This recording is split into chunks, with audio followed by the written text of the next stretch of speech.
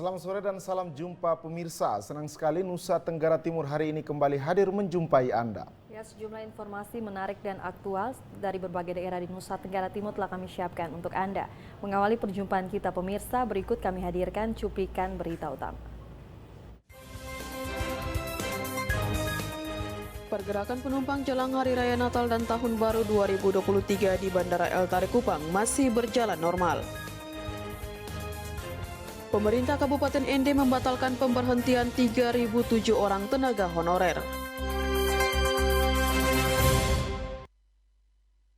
Ya, dua berita utama tadi akan kami rangkai dengan informasi menarik lainnya. Bersama saya Rahmat Taufik. Ya, dan saya Vivi Haba. Berikut Nusa Tenggara Timur hari ini selengkapnya untuk Anda.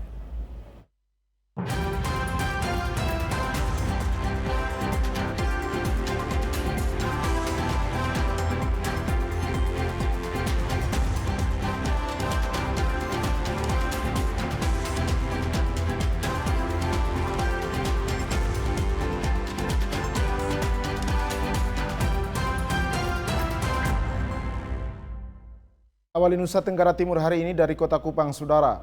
Pergerakan penumpang jelang Hari Raya Natal dan Tahun Baru 2023 di Bandara El Tari Kupang masih berjalan normal.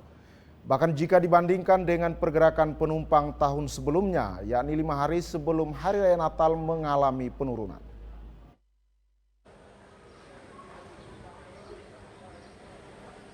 Lima hari jelang Hari Raya Natal, pergerakan penumpang ke sejumlah rute di Bandara El Tari masih berjalan normal, belum ada kenaikan. GM Angkasa Pura I Bandara El Tari Kupang, Inyoman Noe Rohim mengatakan, jumlah penumpang baik yang datang maupun berangkat di Bandara El Tari Kupang cenderung menurun. Penurunan tidak saja terjadi pada penumpang, tetapi juga pergerakan pesawat dan kargo. Berdasarkan data dari Posko Monitoring Transportasi Udara, masa Natal 2022 dan Tahun Baru 2023, jumlah pesawat yang datang sebanyak 31 pergerakan, sedangkan tahun 2022 sebanyak 22 pergerakan atau turun 16%. Sementara jumlah penumpang yang datang tahun 2021 sebanyak 2.753 orang. Sedangkan penumpang berangkat tahun 2022 sebanyak 2.267 orang atau turun 21,44%. Penumpang berangkat tahun 2021 sebanyak 2.353 orang. Sementara tahun 2022 yang berangkat sebanyak 2.183 orang atau mengalami penurunan 7,22%.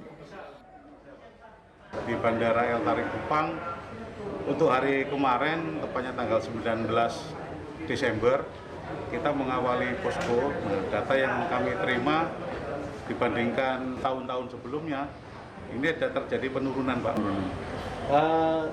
Terjadinya penurunan ini disebabkan karena jumlah pesawat yang ada, ini terjadi penurunan.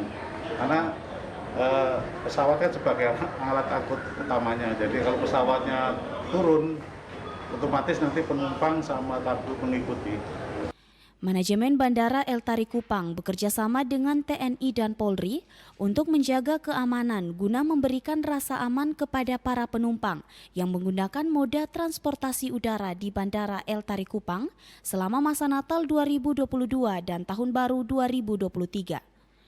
Tim Liputan TVRI NTT.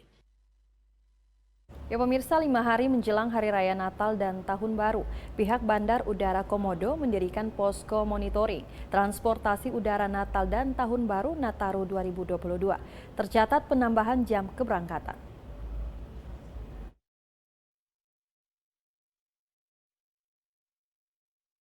Sebagai pusat informasi dan data sekaligus area pelayanan bagi penumpang selama libur Natal dan Tahun Baru, pihak otoritas Bandara Komodo menyampaikan terjadinya peningkatan penumpang sejak 5 hari sebelum Hari Raya Natal, namun tidak begitu signifikan. Untuk mengantisipasi lonjakan penumpang, sejumlah maskapai juga menambah jam keberangkatan. Menjelang Natal dan Tahun Baru itu kita persiapkan, kita bentuk posko pengendalian transportasi udara periode Natal tahun 2022 dan Tahun Baru 2023. Itu dimulai hari ini tanggal 19 Desember sampai nanti 3 Januari 2023. 2023. Jumlah penumpang sendiri memang ada kenaikan tapi tidak signifikan. Jadi memang ada mulai pergerakan terasa lah menjelang Natal dan Tahun Baru. Tapi dengan armada yang melayani kita masih tercover. Masuk rata-rata kita ada 14 flight ya. Jadi ada sekitar 28 sampai 30 movement dalam setiap hari. Nah, menjelang Nataru ini ada permintaan extra flight itu dari Batik Air, itu tujuan Labuan Bajo, Denpasar, PP yang sebenarnya sehari itu sekali, ini menjadi 3 kali. Jadi ada permintaan extra flight itu 2 kali. Dari Manggarai Barat, Alexandro Hatol, TVRI NTT. Ya, Saudara, demi mengoptimalisasi pelayanan kepada penumpang pesawat menjelang libur Natal dan Tahun Baru, Bandara El Tari Kupang membuka posko pelayanan terpadu Angkatan Udara.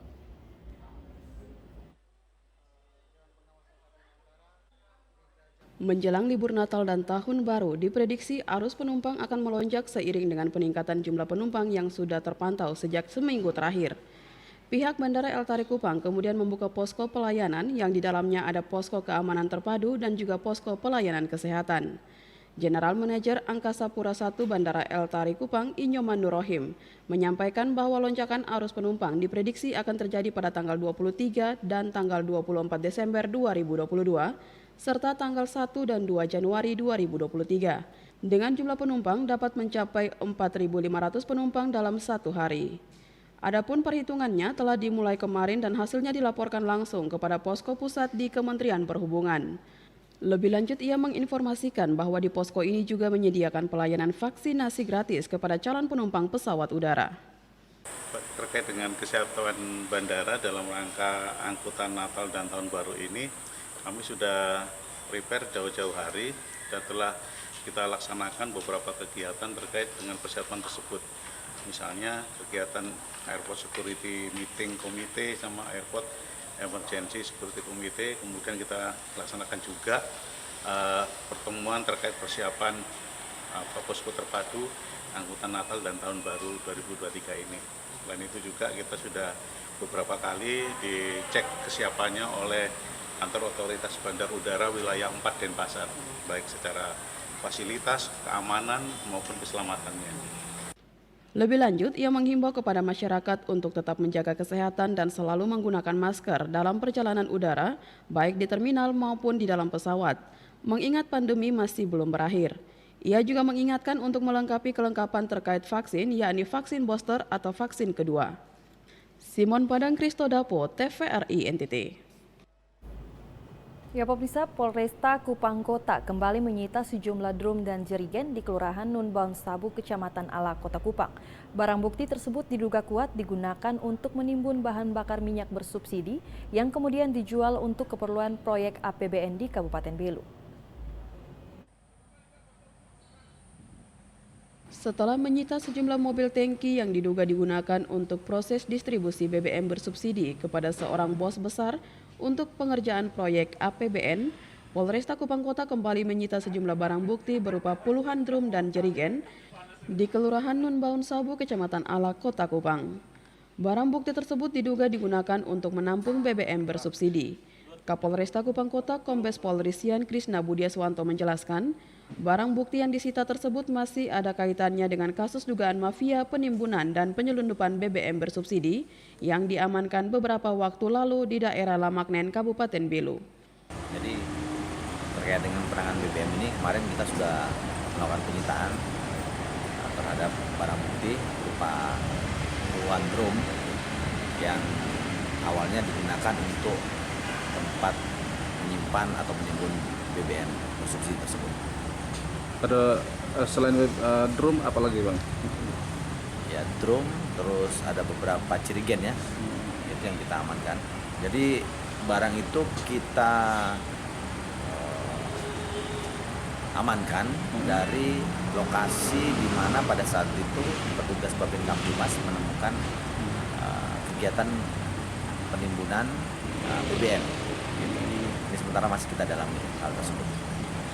Kapolresta menjelaskan untuk mendalami dan mengungkap jaringan mafia penimbunan dan penyelundupan BBM bersubsidi di Kota Kupang, pihaknya sudah memeriksa 12 orang saksi.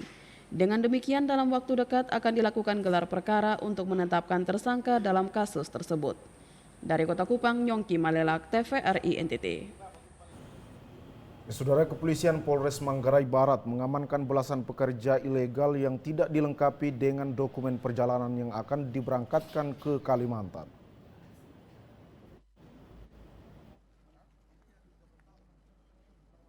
Inilah belasan pekerja ilegal asal Kupang, Nusa Tenggara Timur yang diamankan polisi saat hendak menuju ke Kalimantan. Belasan tenaga kerja ini diberangkatkan menuju Kalimantan secara berombongan dan dijanjikan akan dipekerjakan oleh seseorang yang berada di Kalimantan. Polisi mengamankan tenaga kerja ilegal ini untuk mencegah terjadinya hal-hal yang tidak diinginkan. Selain itu, untuk memberikan rasa aman bagi setiap warga Nusa Tenggara Timur yang berangkat mencari pekerjaan keluar NTT. Terkait dengan informasi adanya orang-orang yang akan diberangkatkan ke Kalimantan, tujuannya Kalimantan dari daerah Kupang, kami mendapat informasi masyarakat bahwa ada beberapa orang. Setelah kami melakukan pengecekan di kapal, kami menemukan ada 10 orang dari orang-orang yang akan dikirim ke Kalimantan. Modusnya mereka ini adalah mereka merekrut di daerah Kupang sekitarnya, Soe, Keva, terus diberangkatkan ke Kalimantan. Nah, yang kami temukan saat ini adalah orang-orang dewasa, namun ada juga yang di bawah umur, namun bersama orang tuanya. Sehingga secara ini mungkin kami hanya melakukan koordinasi lintas kabupaten terhadap kabupaten asal daripada para orang-orang ini yang akan diberangkatkan ke Kalimantan. Dari Kabupaten Manggarai Barat, Alexandro Hatol, TVRI NTT. Ya pemirsa, jelang Natal dan Tahun Baru, harga minyak tanah masih tinggi baik di tingkat agen maupun di tingkat pengecer. Setelah tim gabungan yang terdiri dari pemerintah kecamatan bersama TNI dan Polri melakukan sidak di sejumlah pangkalan minyak dan pengecer di Kecamatan Reo, Kabupaten Manggarai.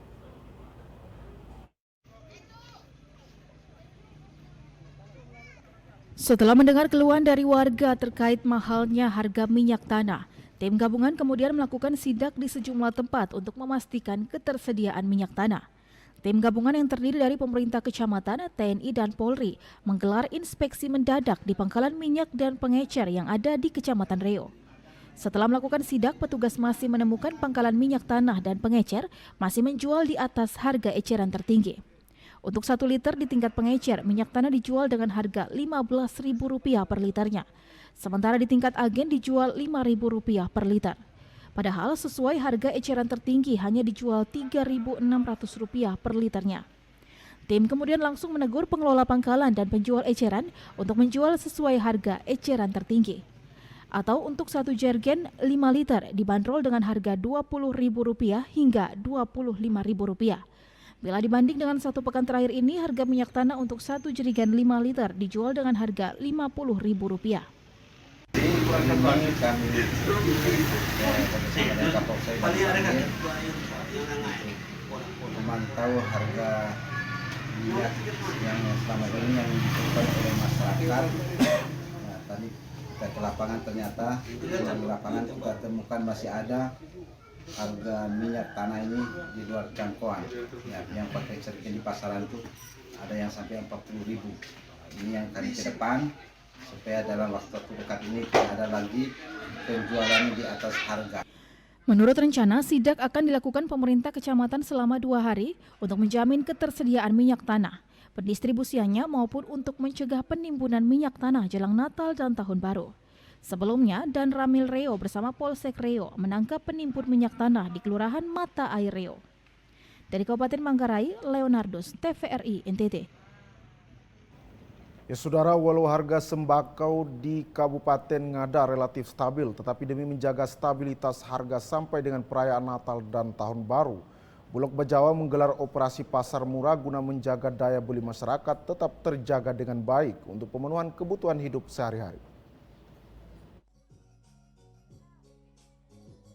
Ancaman inflasi di daerah akibat semakin lemahnya daya beli masyarakat, khususnya pemenuhan sembako, kini diantisipasi oleh Bulog Cabang Bajawa dengan menggelar operasi pasar murah demi menjaga stabilitas harga sembako yang cenderung mengalami kenaikan jelang perayaan Natal dan pergantian Tahun Baru.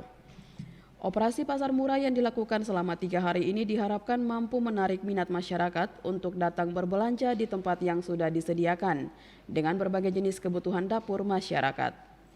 Selain mendapatkan harga murah sesuai standar harga yang telah ditetapkan oleh pemerintah, masyarakat juga dapat menentukan pilihan jenis sembako yang diinginkan sesuai kemampuan keuangan masyarakat itu sendiri. Sembako murah dari beras dengan berbagai varian, sampai telur ayam dan bawang, serta minyak goreng dengan berbagai ukuran digelar di lapak penjual sembako yang terletak di halaman depan gudang beras. Operasi pasar murah dengan mengedepankan 3 pilar utama yaitu aspek ketersediaan, keterjangkauan dan aspek kestabilan ini diharapkan mampu meredam ancaman inflasi yang bisa saja terjadi di daerah. Pelaksana Harian Bulog Cabang Bajawa, Yulianan Dolo menjelaskan, operasi pasar murah merupakan program pemerintah untuk melindungi masyarakat dari lonjakan harga sembako yang sering terjadi saat jelang perayaan besar keagamaan maupun pergantian tahun. Kan menjelang Natal ini kita tahu bahwa harga bahan sembako mengalami kenaikan. Karena itu kita adakan pasar murah. Semoga dengan adanya pasar murah ini bisa membantu daya beli masyarakat, bisa menolong masyarakat dan juga kita bisa membantu pemerintah untuk menekan angka inflasi yang akhir-akhir ini semakin naik. Yulianan Dolo berharap agar masyarakat bisa berpartisipasi dengan memanfaatkan operasi pasar murah dengan baik, agar kebutuhan masyarakat akan sembako dalam menyambut Natal dan Tahun Baru bisa terpenuhi dengan aman dan nyaman. Dari Kabupaten Ngada, Lexi Nunu, TVRI NTT.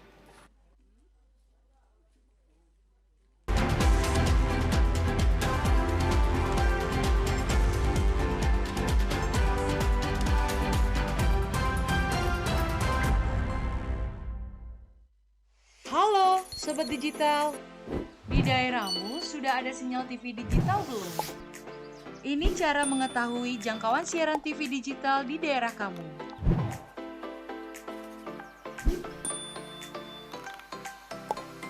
Pertama, download aplikasi Sinyal TV Digital di Play Store jika kamu menggunakan HP Android dan App Store untuk aplikasi iOS. Kedua, pilih aplikasi Play Store atau App Store di smartphone kamu. Ketiga, ketik di area pencarian aplikasi Sinyal TV Digital. Keempat, install aplikasi Sinyal TV Digital di smartphone kamu. Kelima, buka aplikasi Sinyal TV Digital kamu. Kamu bisa mencari semua informasi sinyal televisi digital di aplikasi ini. Ketik daerah kamu di area pencarian, otomatis aplikasi ini memberikan informasi apakah sudah ada sinyal siaran televisi digital di daerah kamu. Di aplikasi ini, kamu akan mendapatkan informasi mengenai pemancar siaran digital, konten siaran digital, dan kekuatan sinyal digital di daerah kamu. Selamat mencoba Sobat Digital!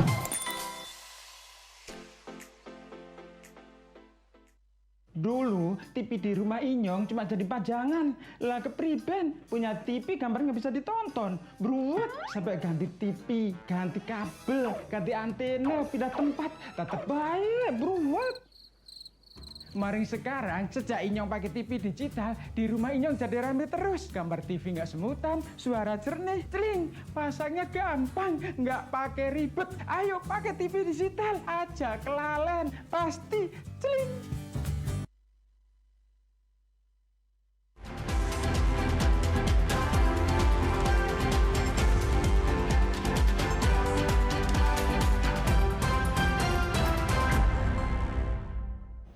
Ya, terima kasih Anda masih bersama kami. Ya pemirsa, kita ke informasi selanjutnya. Pencairan dana desa tahap 3 bagi desa di Kabupaten Kupang tahun 2022 diperpanjang sampai akhir Desember 2022 karena belum semua desa di Kabupaten Kupang mengusulkan dana desa.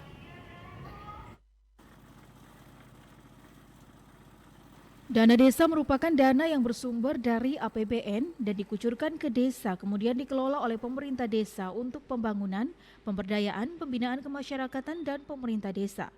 Setiap tahun, dana desa ini diusulkan sebanyak 3 kali atau 3 tahapan.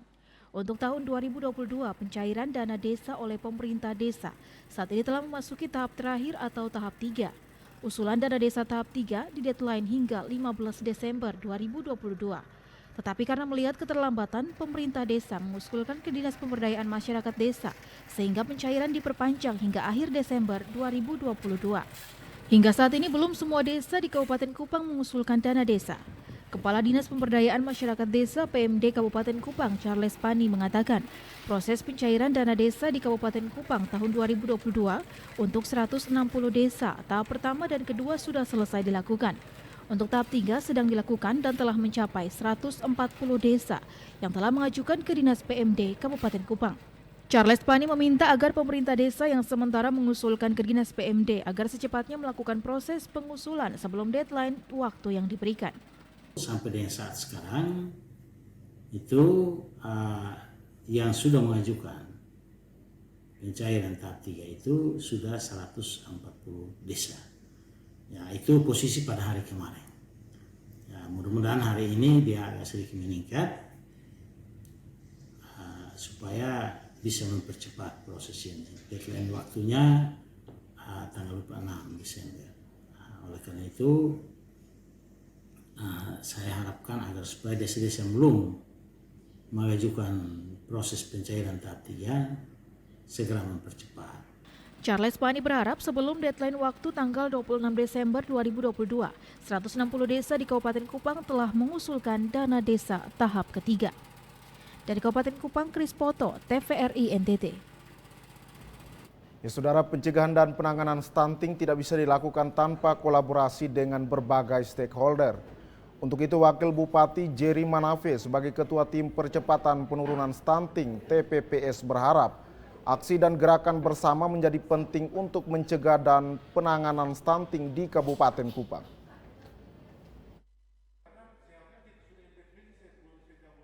Aksi konvergensi merupakan instrumen dalam bentuk kegiatan yang digunakan untuk meningkatkan pelaksanaan integrasi intervensi gizi dalam pencegahan dan penurunan stunting.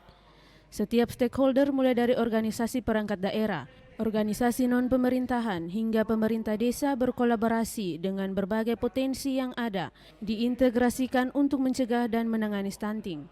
Ketua Tim Percepatan Penurunan Stunting TPPS yang juga Wakil Bupati Kupang, Jerry Manafe mengatakan, hal penting dalam upaya menuntaskan stunting di Kabupaten Kupang adalah kolaborasi antara dinas atau instansi terkait juga dengan para camat dan kepala desa.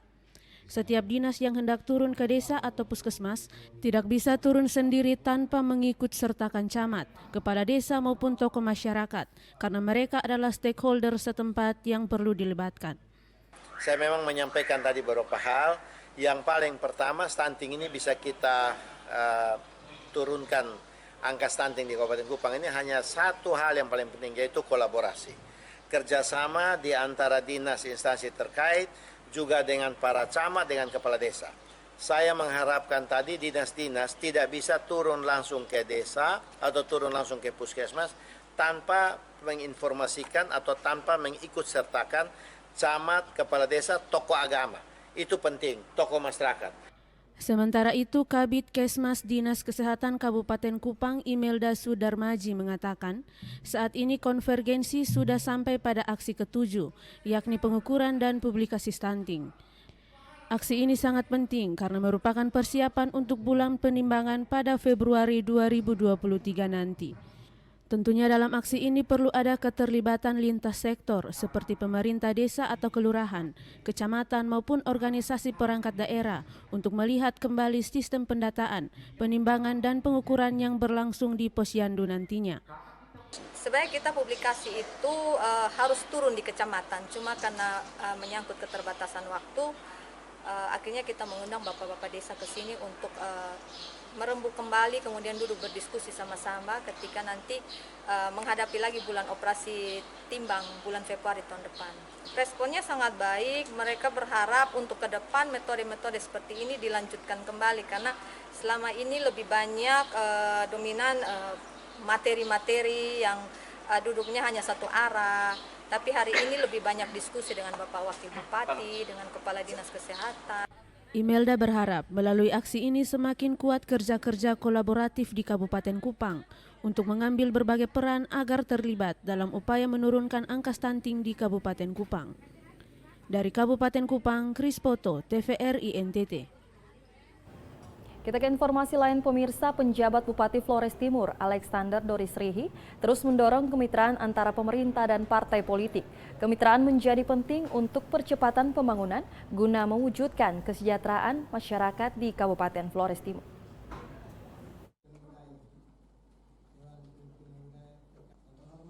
Partai politik menjadi unsur penting dalam proses pembangunan dan juga penggerak roda pemerintahan. Kehadirannya partai politik bertujuan untuk memperjuangkan kehidupan bangsa sesuai Undang-Undang Dasar 1945 dan pada akhirnya bermuara pada kesejahteraan masyarakat. Penjabat Bupati Flotim Alexander Doris menegaskan, pemerintah daerah Flores Timur berharap agar semua parpol di daerah ini senantiasa memiliki komitmen yang sama dalam semangat kemitraan demi mewujudkan masyarakat Flores Timur yang maju, sejahtera, dengan masyarakatnya religius, dan rukun dalam kebinekaan. Hari ini hari yang luar biasa, kita mau kerja.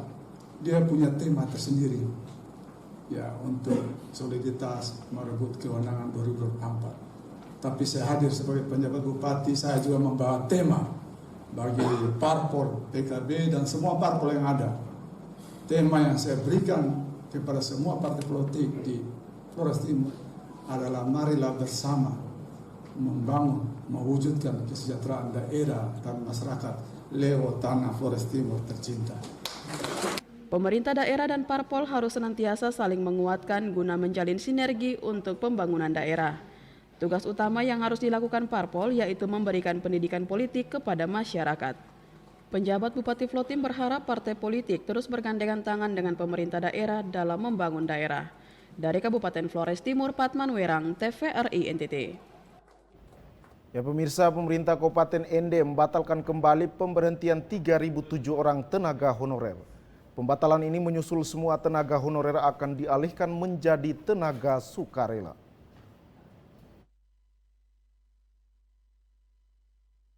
Pemkab ND akhirnya membatalkan kembali pemberhentian 3.007 orang tenaga honorer meski sudah mengeluarkan surat keputusan Bupati sesuai instruksi pemerintah terkait penghapusan tenaga honorer dan status kepegawaian di Januari tahun 2023 nanti. Bupati ND Jafar Ahmad menegaskan 3.000 lebih tenaga honorer tidak dirumahkan dan mereka tetap dikerjakan. Namun pembiayaannya kembali ke organisasi perangkat daerah OPD masing-masing dan sudah disepakati bersama para kepala OPD. Sementara status kepegawaian dari 3.000 lebih tenaga honorer yang akan dialihkan menjadi tenaga sukarela, Bupati menegaskan tidak melanggar aturan pemerintah pusat. Surat keputusan perihal penghapusan tenaga honorer yang sudah dikirim ke masing-masing OPD adalah instruksi pusat yang harus dijalani, tetapi pemerintah daerah punya kebijakan sehingga solusi yang ditawarkan adalah pembiayaan dilakukan oleh OPD masing-masing sambil menunggu kebijakan lanjutan pemerintah pusat. Bertanggung jawab anak-anak itu menjadi kebutuhan agar diberikan, maka sudah keputusan para OPD sudah sepakat OPD bertanggung jawab anak-anak mereka sudah dikasih sukarela tadi tetap masuk cari apa yang bisa kita bayar mereka. Karena dianggap tidak boleh OPD karena merasa mereka menggunakan alat teman-teman itu kesepakatan OPD semua OPD itu yang mencari honor itu adalah mereka membiayai cari mereka tidak Tidak di rumah kan? tidak makan tahu jawab mereka masing-masing mereka tidak masuk. Kalau misalkan sudah beredar surat itu kan jadi ini aturan. Saya tidak begini tidak boleh. Aku tekan dulu ya ini paham dulu. Kebijakan sudah tadi saya sudah kepada saya yang pakai tenaga kontrak kait tanggung jawab Artinya jangan ada kanan kita.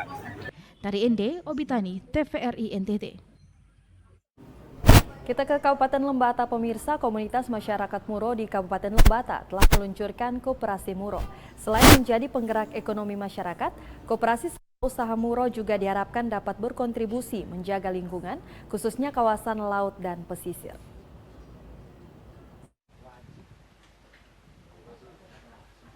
Bertempat di Aula Moting Mau LSM Barakat Kota Lewaleba, Senin 19 Desember 2022, masyarakat adat dari 5 desa di Kabupaten Lembata meluncurkan Koperasi Muro.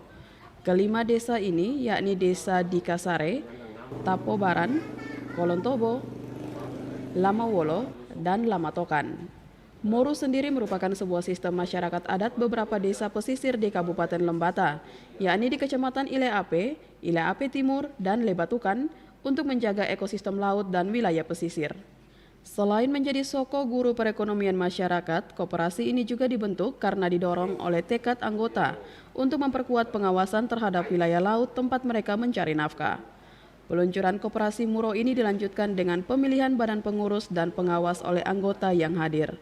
Ketua Badan Pengurus Koperasi Serba Usaha Muro, Filipus Payong, mengatakan, koperasi ini dibentuk berangkat dari pandangan masyarakat adat yang menempatkan semesta sebagai ibu yang menjadi sumber kehidupan. Nah, Muro ini kan dia memandang roh ini, memandang nilai daripada Muro ini, dia memandang semesta itu sebagai ibu. Nah, sehingga dengan adanya koperasi ini, menurut orang adat itu dia sebagai moka belebang, sebagai lumbung, di mana bahwa tempat orang-orang kecil, tempat-tempat petani, nelayan, itu ada di sini. Sehingga di sini ekstensi Muro ini dia mengangkat masyarakat adat. Sesungguhnya masyarakat adat yang berada di wilayah pesisir Lembata untuk membangun ekonomi rumah tangga. Maka ini kita harapkan nanti bisa berjalan dengan baik. Sementara itu, Kepala Bidang Koperasi, Dinas Koperasi Perindustrian dan Perdagangan Kabupaten Lembata, Yono Lalang, mengatakan pihaknya berkomitmen untuk membina dan melakukan pengawasan terhadap koperasi yang baru dibentuk ini. Dia berharap koperasi ini dapat mendorong pertumbuhan ekonomi di sektor real melalui unit usaha produktif. Nanti ke depan, tentu saya dan teman-teman di dinas, lebih khususnya di bidang koperasi, kami akan berkolaborasi, bersinergi untuk bagaimana membangun sistem atau ekosistem sektor real yang akan dikembangkan oleh koperasi ini.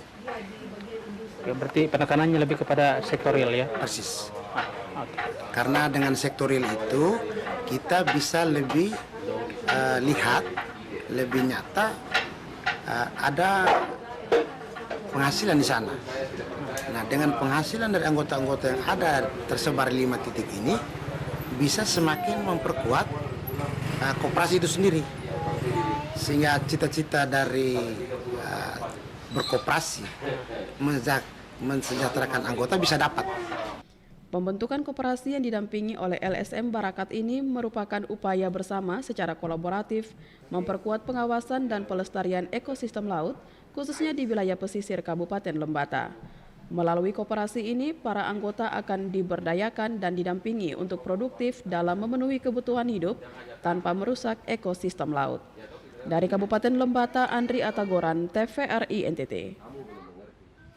Ya saudara, jelang Natal dan Tahun Baru, Palang Merah Indonesia Cabang Ngada berusaha mengamankan ketersediaan darah untuk antisipasi kebutuhan masyarakat yang membutuhkan transfusi darah sehat, serta selalu siaga dalam memenuhi permintaan yang bersifat emergensi, khususnya dari Rumah Sakit Umum Bajawa. Unit Transfusi Darah Palang Merah Indonesia Cabang Ngada menggelar kegiatan secara rutin untuk bisa mendapatkan ketersediaan darah sehat demi mengantisipasi lonjakan permintaan jelang perayaan Natal dan Tahun Baru. Dengan berbekal semangat serta komunikasi yang baik agar masyarakat tertarik mendonorkan darah bagi kebutuhan warga yang membutuhkan agar dapat pulih kembali dari derita sakit yang dialami. Saat ini stok darah dalam keadaan aman dan bisa memenuhi permintaan darah khususnya dari Rumah Sakit Umum Bajawa maupun pusat kesehatan masyarakat lainnya agar keselamatan pasien dapat terjaga dengan baik. Walau demikian, Palang Merah Indonesia Cabang Ngada selalu melakukan tindakan antisipasi dengan melakukan penyuluhan dan meminta agar masyarakat yang sehat dan layak mendonorkan darah untuk bisa membantu PMI dalam mengamankan ketersediaan darah yang sewaktu-waktu dapat digunakan dalam situasi terdesak. Kepala Unit Transfusi Darah Palang Merah Indonesia Cabang Ngada, Alfonsius Joe menjelaskan bahwa saat ini ketersediaan darah masih bisa mencukupi permintaan dan kebutuhan pelayanan kesehatan. Tetapi untuk lebih memastikan dan mewaspadai lonjakan permintaan, nanti di perayaan Natal dan Tahun Baru, PMI Cabang Ngada terus mendatangi instansi pemerintah di akhir tahun untuk melakukan kegiatan donor darah. Untuk sementara persediaan darah di stok UTD PMI cukup. Karena dalam minggu terakhir ini kami ada kegiatan keliling di kantor-kantor, termasuk yang terakhir kemarin di Kodim kami dapat 60-an lebih situ. Untuk sementara kami tetap menyaksikan kegiatan karena kita harus antisipasi dan stoknya harus tersedia. Jadi kali ini juga dan hari ini juga kami laksanakan kegiatan di Bulog ini. Alfonsius Joe berharap agar dalam perayaan Natal dan Tahun Baru nanti, ketersediaan darah dapat memenuhi permintaan masyarakat yang membutuhkan, serta tidak terjadi lonjakan permintaan seperti yang pernah terjadi pada malam pergantian tahun sebelumnya. Dari Kabupaten Ngada, Lexi Nunu, TVRI NTT. Ya pemirsa, Ikatan Alumni Duta Bahasa Provinsi Nusa Tenggara Timur mengukuhkan pengurus baru IKADUBAS periode 2022-2024. Bahasa sebagai salah satu media dan sarana komunikasi mempunyai peran yang sangat penting dalam bermasyarakat. Tanpa bahasa, masyarakat tidak dapat melakukan berbagai aktivitas, baik untuk pribadi maupun kepentingan publik. Bahasa juga menjadi sarana diplomasi di berbagai tingkatan. Menyadari pentingnya hal tersebut, Ikatan Alumni Duta Bahasa Provinsi Nusa Tenggara Timur sebagai bagian dari IKADUBAS Nasional mengukuhkan pengurus baru IKADUBAS untuk periode 2022-2024. Bertempat di Hotel Swiss Belkart, Kepala Kantor Bahasa Nusa Tenggara Timur Elis Setiati menyatakan, dengan pengukuhan ini, IKADUBAS sebagai mitra kerja Kantor Bahasa Provinsi Nusa Tenggara Timur memiliki dasar hukum serta dokumen pendukung untuk melaksanakan tugas sebagai duta bahasa dan pelestari bahasa yang ada di Nusa Tenggara Timur, baik di tingkat daerah maupun provinsi. Ia menambahkan, para duta bahasa tersebut memiliki kewajiban untuk melaksanakan Renstra Kantor Bahasa Nusa Tenggara Timur. Salah satunya yaitu program revitalisasi bahasa daerah bernama Sangkar Bahasa di seluruh Nusa Tenggara Timur.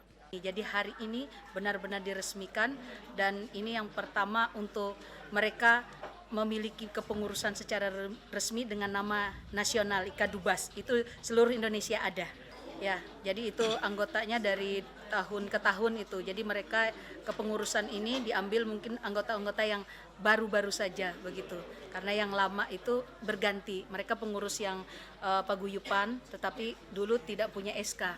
Nah, sekarang kita resmikan, kita SK-kan dan kita buat mereka menjadi lebih baik dan lebih bagus lagi sistem pengurusannya. Sementara itu, Ketua IKADUBAS 2020-2022, Ray Seran berharap apa yang telah ia lakukan selama kepengurusannya dapat diteruskan dan ditingkatkan oleh pengurus yang baru. Tentunya kami sudah melaksanakan beberapa kegiatan bersama dengan Kantor Bahasa NTT dan IKADUBAS, yaitu dari kegiatan literasi dan juga ada namanya pengutamaan bahasa Indonesia, pelestarian bahasa daerah dan juga penguasaan bahasa asing. Dan itu sudah kami buat kegiatannya melalui webinar, melalui konten-konten yang ada di media sosial IKADUBAS NTT. Nah, untuk kegiatan yang lainnya mungkin kami tentu terlibat dengan Kantor Bahasa NTT, mulai dari kegiatan pelindungan bahasa daerah dan lain sebagainya. Nah, untuk harapan saya kepada IKADUBAS yang baru, badan pengurus yang baru, semoga bisa memegang amanah yang diberikan dan bisa membawa IKADUBAS NTT menjadi lebih baik tentunya. Senada dengan yang disampaikan pengurus sebelumnya, Wakil Ketua IKADUBAS yang baru berjanji akan meneruskan program yang sudah berjalan dan memaksimalkan media sosial seperti YouTube, TikTok, dan Instagram. Untuk sementara ini kita melanjutkan kegiatan literasi yang dimana sementara melanjutkan webinar yang kedua, dan setelah itu kami akan membuat program kerja terbaru dari kepengurusan kami, di mana masih dalam seputaran literasi dan juga tentang bagaimana penyuluhan tentang bahasa daerah dan tentang konten media sosial yang tentunya akan kami kembangkan lebih lanjut lagi, seperti penggunaan YouTube, TikTok, dan Facebook. Kami akan memaksimalkan kembali akun-akun sosial media yang dulu sempat henti. Agung Pras Kristodapo, TVRI NTT.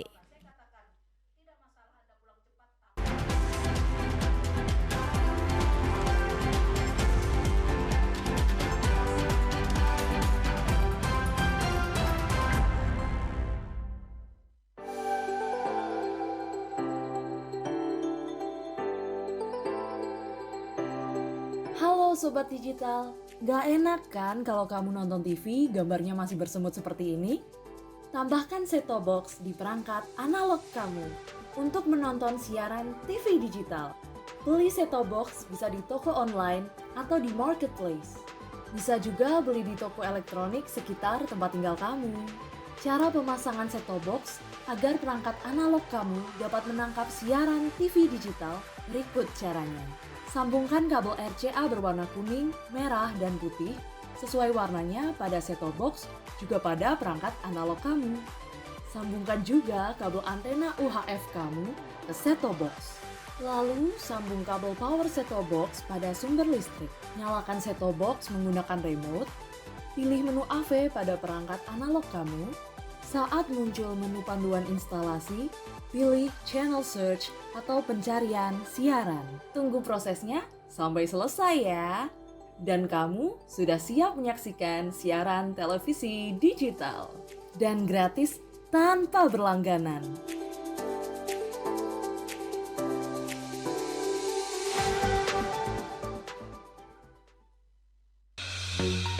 Halo Sobat Digital, kenapa ya harus nonton siaran TV digital? Walaupun sama-sama menggunakan teknologi digital, siaran TV digital tidak sama loh dengan TV streaming yang melalui internet, TV kabel, dan TV satelit. Siaran TV digital adalah bukan TV streaming yang menggunakan kuota internet, bukan TV kabel yang membayar iuran setiap bulannya, dan bukan TV satelit yang menggunakan antena parabola. Siaran TV digital itu gratis loh, masih menggunakan antena UHF biasa. Bila televisi di rumah kamu masih analog, pasangkan set-top box dengan teknologi DVB T2. Yuk beralih nonton siaran televisi digital. Bersih gambarnya, jernih suaranya, canggih teknologinya.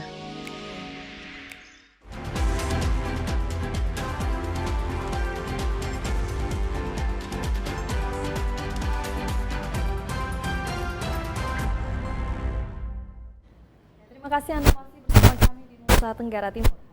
Kita ke informasi selanjutnya, Saudara. Menyambut perayaan Natal dan Tahun Baru, Kepolisian Resor Flores Timur membagikan sembako kepada para janda dan duda, kelompok disabilitas dan orang dengan gangguan jiwa di Kelurahan Rita Abang, Kecamatan Solor Barat, Kabupaten Flores Timur. Pembagian sembako sebagai bentuk kepedulian dan perhatian Polri kepada warga masyarakat kurang mampu.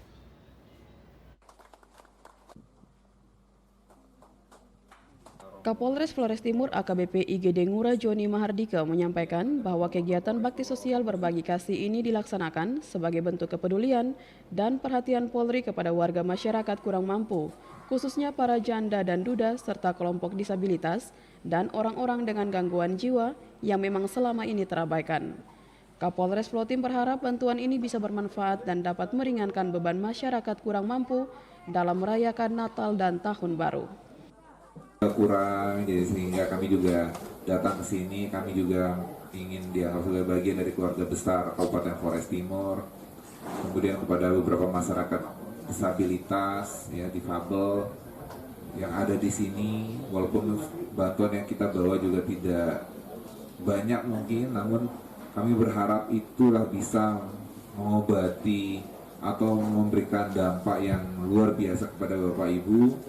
Kemudian kami juga akan menyebarkan ini sehingga teman-teman kita ya di instansi yang lain masyarakat yang lain yang ada di sana yang memiliki kemampuan ekonomi juga melakukan hal yang serupa, sehingga bapak mama juga merasakan kemajuan pembangunan, kemudian merasakan bahwa bapak mama juga tidak sendirian di sini. Dari Kabupaten Flores Timur, Patman Werang, TVRI NTT. Sementara itu pemirsa, untuk memberikan edukasi serta pemahaman kepada generasi muda, khususnya para pelajar di Kota Kupang terkait persoalan yang ada di sekeliling, Yayasan Rumah Inovasi Flobamora bekerja sama dengan Musyawarah Kerja Sekolah melaksanakan lomba menulis artikel tentang stunting. Dengan kegiatan ini, para pelajar diharapkan dapat memahami dan mengerti tentang stunting secara baik.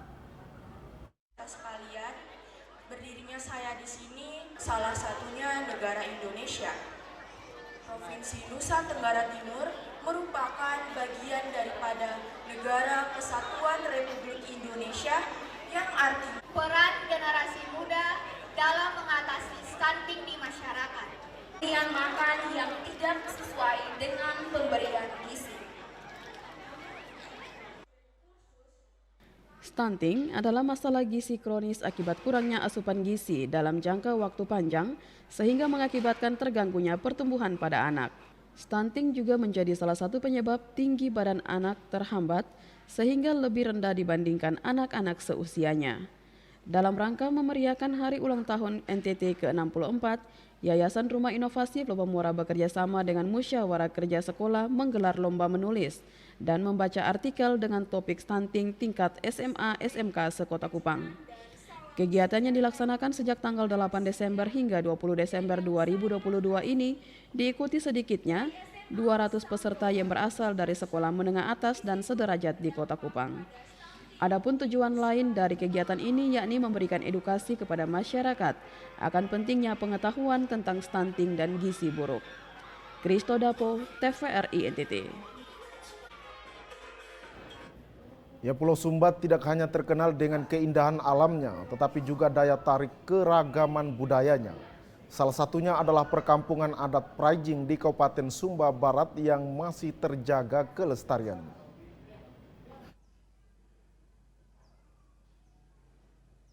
Meski sama-sama di Tanah Sumba dan memiliki bangunan atap rumah yang menjulang tinggi, namun masing-masing perkampungan adat punya ciri khas tersendiri.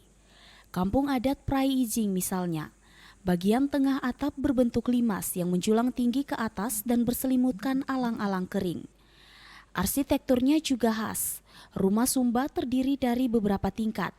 Bagian bawah biasanya dijadikan kandang ternak seperti babi, ayam, dan lain-lain. Bagian tengah biasanya digunakan sebagai tempat tinggal serta kegiatan sehari-hari seperti memasak dan tidur. Sedangkan bagian atas digunakan sebagai tempat menyimpan bahan makanan seperti padi dan jagung. Ornamen yang biasa dilihat di setiap rumah adalah tengkorak-tengkorak kerbau yang berjejer menghiasi rumah. Landscape perkampungan yang tertata rapi dan sudah dilengkapi dengan peta sangat memudahkan wisatawan yang berkunjung. Lokasinya sangat strategis, hanya berjarak 3 km dari Waikabubak, ibu kota Sumba Barat, atau sekitar 43 km dari Bandar Udara Tambolaka, dengan sarana jalan yang sangat memadai. Terletak di perbukitan, memudahkan wisatawan untuk menikmati keindahan perkampungan adat Praijing. Selain itu, wisatawan juga dapat menyaksikan langsung proses pembuatan tenun ikat oleh para wanita kampung Praijing. Warga kampung sangat ramah dan sopan terhadap para tamu yang berkunjung. Wisatawan pun dapat merasakan kenyamanan saat menikmati keindahan budaya. Dari Sumba Barat Daya, Freddy Ladi, TVRI NTT. Ya pemirsa, program kelorisasi yang digaungkan Gubernur NTT Victor Bungtilu Laiskodat kini berbuah manis, di mana dampak yang didapatkan bukan hanya bagi kesejahteraan maupun kesehatan.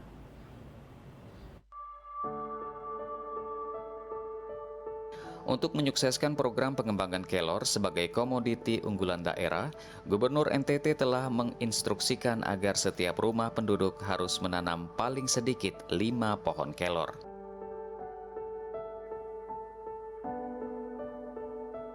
kelor atau oleh masyarakat lokal disebut marungga merupakan pohon ajaib. Jika mengkonsumsi kelor secara rutin bisa melawan radikal bebas dalam tubuh.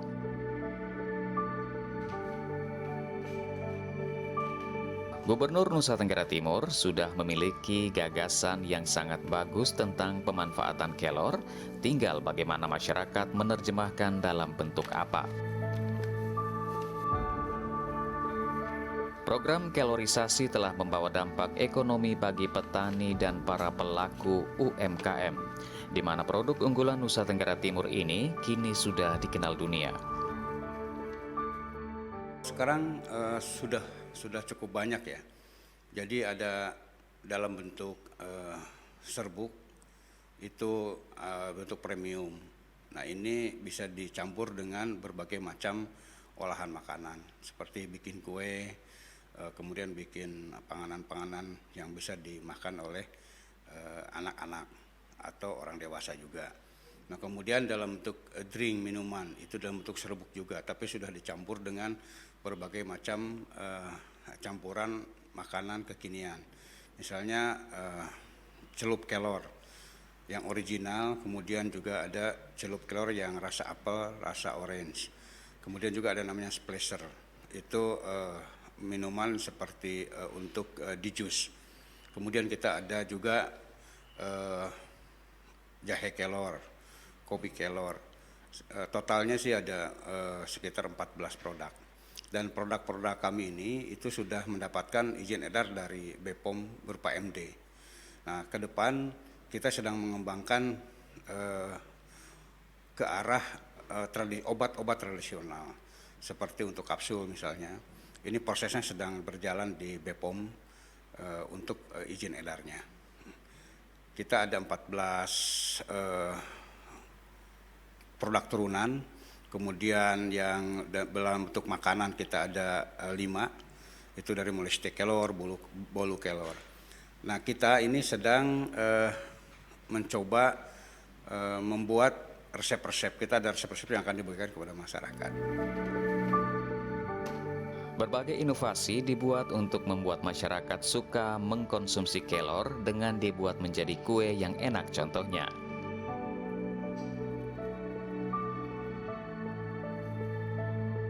Gubernur NTT sangat meyakini tidak akan ada lagi stunting di Nusa Tenggara Timur jika kita rajin mengkonsumsi kelor.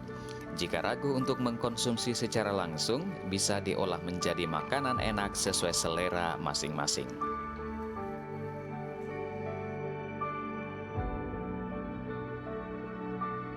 Kue bolu kukus ini bahannya dari serbuk kelor. Rasanya sudah pasti enak karena diolah dengan bahan-bahan pilihan yang sehat, ditambah manfaat yang didapat sangat luar biasa baik untuk tubuh. Bukan hanya mencegah stunting, program kelorisasi ini juga mampu menopang ekonomi masyarakat, terutama jika mereka mulai mengembangkan tanaman kelor. Jadi ini memang sinergitas yang cukup bagus untuk mensukseskan program kelorisasinya Pak Gub, yaitu bagaimana mengembangkan menekan angka stunting, gizi buruk maupun malnutrisi dengan kelor, dan bagaimana meningkatkan kesejahteraan masyarakat, terutama di bidang usahanya, terutama teman-teman UKM.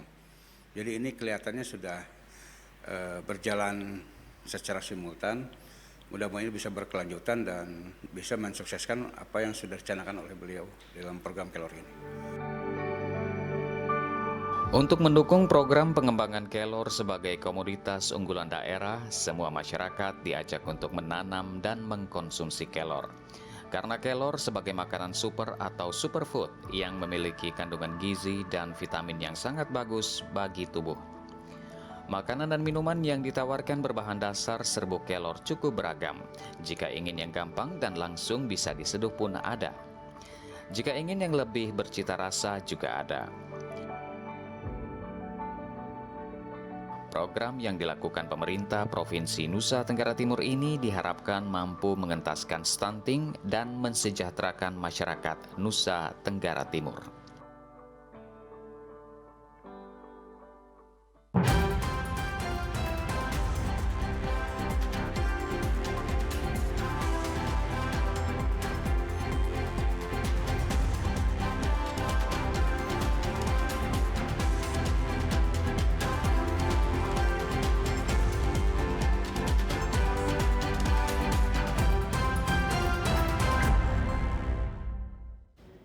Informasi tadi sekaligus mengakhiri perjumpaan kita. Tak lupa kami mengajak Anda untuk tetap mentaati protokol kesehatan guna mencegah penularan COVID-19. Ya, dan pemirsa, mari beralih ke TV digital untuk kualitas yang lebih baik. Terus saksikan Nusa Tenggara Timur hari ini yang memberikan informasi secara santun, lugas, dan berimbang hanya di TVRI NTT Media Pemersatu Bangsa. Akhir kata saya, Vivi Haba. Dan saya Rahmat Taufik mewakili kerabat kerja yang bertugas mengucapkan terima kasih atas kebersamaan Anda. Selamat petang dan sampai jumpa.